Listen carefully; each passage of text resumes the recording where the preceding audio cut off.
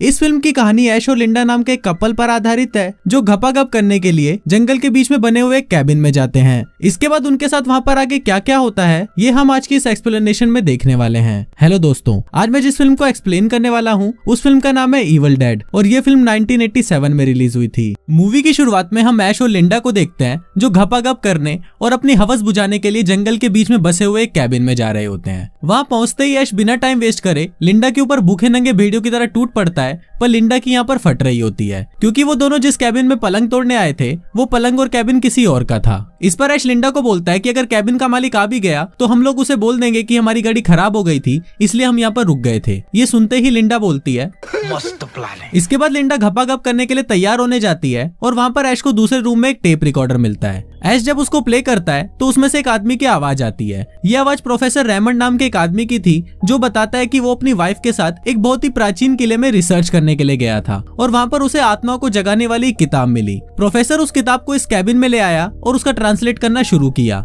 यहाँ पर प्रोफेसर को पता चला कि उस किताब को पढ़ने से शैतानी आत्माएं जाग जाती है और वो इंसानों के शरीर को पजेस कर लेती हैं। प्रोफेसर बताता है कि इस रिकॉर्डर में शैतानों को जगाने वाली इसी किताब की कुछ लाइनों को रिकॉर्ड किया गया है और इसी के साथ उस रिकॉर्ड में उन लाइनों की आवाज आना शुरू हो जाती है। तभी हम देखते हैं कि कोई एंटिटी बढ़ती हुई उस कैबिन की तरफ आती है और खिड़की तोड़कर सीधा लिंडा पर हमला कर देती है। लिंडा की आवाज सुनकर ऐश भागते हुए उसके कमरे में जाता है पर लिंडा वहाँ पर नहीं होती। इसके बाद ऐश लिंडा को ढूंढने के लिए जंगल में जाता है और वहाँ पर देखता है कि लिंडा के अंदर शैतानी आत्मा आ चुकी है और वो ऐश को मारने के लिए उसके पास आ रही है। ये देखते ही ऐश की फटकर हाथ में आ जाती है और वो खुद को बचाने के लिए एक फावड़ा उठाता है और लिंडा का सर धड़ से अलग कर देता है और उसे वहीं दफना देता है। थोड़ी देर बाद वो शैतान ऐश पर भी हमला कर देता है और उसके शरीर में आ जाता है, पर सुबह होते ही वो शैतान ऐश के शरीर से निकल जाता है। मतलब ये हरामी शैतान सिर्फ रात में ही हमला कर सकते हैं, सुबह होते ही इनकी खुद की फटने लग जाती है। इसके बाद ऐश कार लेकर वहाँ से भागने की कोशिश करता है पर थोड़ी दूर जाकर वो देखता है कि जंगल से बाहर जाने वाला पुल टूट चुका है। इसके बाद वो शैतान फिर से ऐश पर हमला करने के लिए उसके पीछे आता है पर ऐश भागता हुआ फिर से कैबिन में आ जाता है और बेसमेंट में जाकर छिप जाता है जिससे वो शैतान को ऐश वहाँ पर नहीं मिलता और वो वहाँ से चला जाता है। दूसरी तरफ हम प्रोफेसर रेमंड की बेटी एनी और उसके बॉयफ्रेंड को देखते हैं जो शैतानी किताब के बचे हुए पन्नों को लेकर अपने डैड से मिलने आई थी और फिर वो दोनों भी उस कैबिन की तरफ निकल जाते हैं। वहाँ कैबिन में ऐश लिंडा को याद करके रो रहा होता है क्योंकि उसका घपाघप करने का सपना अब सपना ही रह गया था। तभी खिड़की पर लगी हुई लकड़ियां अचानक टूट जाती है और ऐश जब वहाँ से बाहर देखता है तो तभी उसकी सेटिंग लिंडा शैतानी रूप में वहाँ पर आ जाती है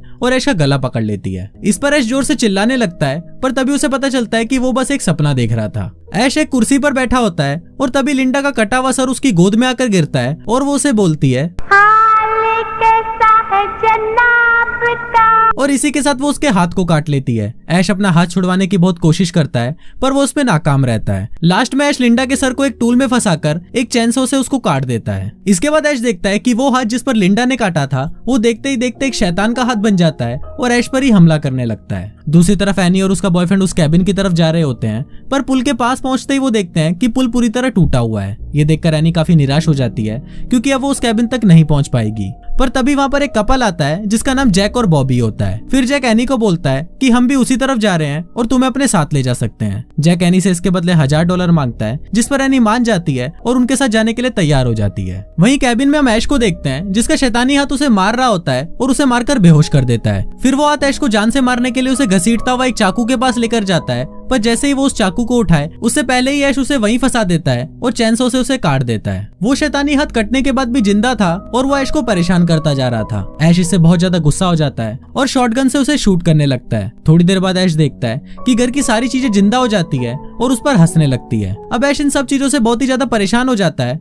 और शॉटगन से कैबिन की दीवारों पर शूट करने लगता है। तभी वहाँ पर जैक आ जाता है और वो ऐश को पकड़कर पेलना शुरू कर देता है जिससे ऐश वहीं पर ही बेहोश हो जाता है। इसके बाद एनी अंदर आती है और देखती है कि उसके पेरेंट्स वहाँ पर नहीं है। फिर एनी की नजर ऐश की चैनसो पर पड़ती है और उसे लगता है कि शायद ऐश ने ही उन्हें मार डाला है। फिर एनी ऐश पर बहुत गुस्सा करती है और उसके बाद जैक और एनी का बॉयफ्रेंड मिलकर ऐश को बेसमेंट में फेंक देते हैं और उसे वहीं बंद कर देते हैं। फिर एनी वहाँ पर रखी हुई टेप को सुनती है तो उसे पता चलता है कि उस किताब को पढ़ने से उसकी माँ हेनरीटा एक शैतान बन गई थी जिस वजह से उसके डैड ने उसे उसी कैबिन के बेसमेंट में बंद कर दिया था। तभी बेसमेंट में हेनरीटा शैतान के रूप में जमीन से बाहर निकलती है और ऐश को मारने के लिए उसके पास आने लगती है। ये देखकर ऐश की फटकर चार हो जाती है और वो एनी और उसके दोस्तों को उसे वहाँ से बाहर निकालने के लिए बोलता है। हेनरीटा जैसे ही ऐश पर हमला करने के लिए उसके पास पहुंचती है तभी बाहर खड़े लोग बेसमेंट का दरवाजा खोलकर ऐश को बाहर खींच लेते हैं। अब हेनरिटा को भी अपनी प्यास बुझाने के लिए कोई लौंडा तो चाहिए था, इसलिए वो जैक को पकड़ लेती है। पर तभी एनी का बॉयफ्रेंड उसे बचाने की कोशिश करता है, लेकिन हेनरिटा उसके भी पिछवाड़े पर एक लात देती है, जिससे वो दीवार से टकराकर बेहोश हो जाता है। इसके बाद ऐश वहां पर आता है और वो जैक की मदद से हेनरिटा को वापस बेसमेंट में बंद कर देता है। थोड़ी देर बाद एनी देखती है कि उसकी माँ हेनरिटा वापस इंसान बन चुकी है और वो उसे बेसमेंट से वापस बाहर निकालने के लिए बोलती है, लेकिन एनी समझ जाती है कि वो उसकी माँ नहीं है। तभी वहाँ पर एनी के बॉयफ्रेंड में प्रोफेसर रेमंड की आत्मा आ जाती है और वो बॉबी पर हमला कर देता है। ये देखकर जैक उसे बचाने की कोशिश करता है, पर वो जैक को उठाकर भी फेंक देता है। फिर प्रोफेसर रेमंड हेनरिटा को आजाद करने के लिए बेसमेंट का दरवाजा खोलने की कोशिश करता है, पर तभी वहाँ पर ऐश एक कुल्हाड़ी लेकर आता है और उससे उसे मार डालता है। उस शैतान के मरते ही सभी को प्रोफेसर रेमंड की आवाज सुनाई देती है, जो उन्हें बताता है कि अगर तुम्हें इन शैतानों से बचना है तो जो किताबों के बचे हुए पेज तुम लेकर आए हो उसे तुम्हें पढ़ना होगा। तभी वहाँ पर बॉबी महसूस करती है कि उसका हाथ किसी ने पकड़ा हुआ था।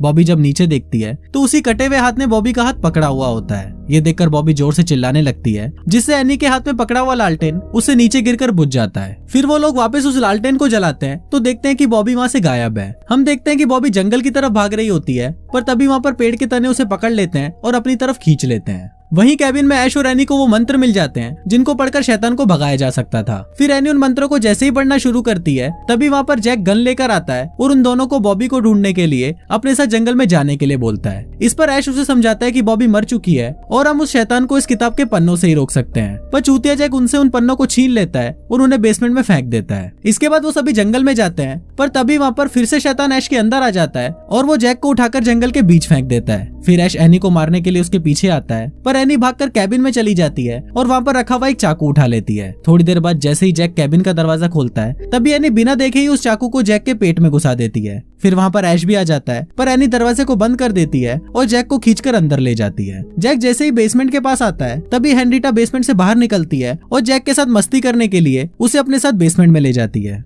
थोड़ी देर बाद ऐश भी एनी को मारने के लिए वहाँ पर आ जाता है, पर उसे वहाँ पर लिंडा का एक लॉकेट मिलता है, जिसको देखकर ऐश वापस नॉर्मल हो जाता है। इसके बाद एनी ऐश को बेसमेंट में से किताब के पन्नों को बाहर निकालने के लिए बोलती है, जिससे वो लोग शैतान को वापस भेज सके। फिर ऐश अपने कटे हुए हाथ पर चैनसो को फिट करता है और उस किताब के पन्नों को लेने के लिए बेसमेंट के अंदर चला जाता है। अंदर जाते ही उसे वो पन्ने मिल जाते हैं और वो उन पन्नों को एनी को दे देता है। इसके बाद ऐश जैसे ही खुद को बाहर निकालने की कोशिश करता है, तभी हेनरिटा उसे पकड़ लेती है और उसे बेसमेंट से बाहर फेंक देती है। एनी भी उन पन्नों को पढ़ ही रही होती है, पर तभी हेनरिटा भी बेसमेंट से बाहर निकल जाती है और उसे पकड़ लेती है। फिर ऐश वहाँ पर आकर उसे रोकने की कोशिश करता है, लेकिन तभी हेनरिटा का सर एक अजीब से जानवर में बदल जाता है और वो ऐश पर हमला कर देती है। फिर एनी वहाँ पर हेनरिटा का ध्यान भटकाती है और ऐश अपनी चैनसो से उसके हाथ और सिर को काटकर अलग कर देता है। इसके बाद उन दोनों को लगता है कि अब तो सब कुछ ठीक हो चुका है और वो दोनों साथ में घपाघप करने का प्लान बनाते हैं। लेकिन तभी जंगल के सारे पेड़ एक साथ उस कैबिन पर हमला करने लगते हैं और तभी एनी को याद आता है कि अभी तक उसने उस मंत्र को पूरा नहीं पढ़ा, जिस वजह से वो शैतान अभी भी यहीं पर है। थोड़ी देर बाद वो शैतान वापस उस कैबिन में आ जाता है और इस बार ये शैतान काफी बड़ा और डरावना होता है। ऐश एनी को उन मंत्रों को पूरा पढ़ने के लिए बोलता है और जब एनी उन मंत्रों को पढ़ने लगती है, तभी वो कटा हुआ शैतानी हाथ उस पर चाकू से हमला कर देता है, जिससे एनी वहीं पर ही गिर जाती है। तभी एक पेड़ की डाली कैबिन के अंदर आती है और वो ऐश को पकड़कर बाहर खींचने की कोशिश करती है। फिर वो शैतान ऐश को पकड़कर खाने ही वाला होता है,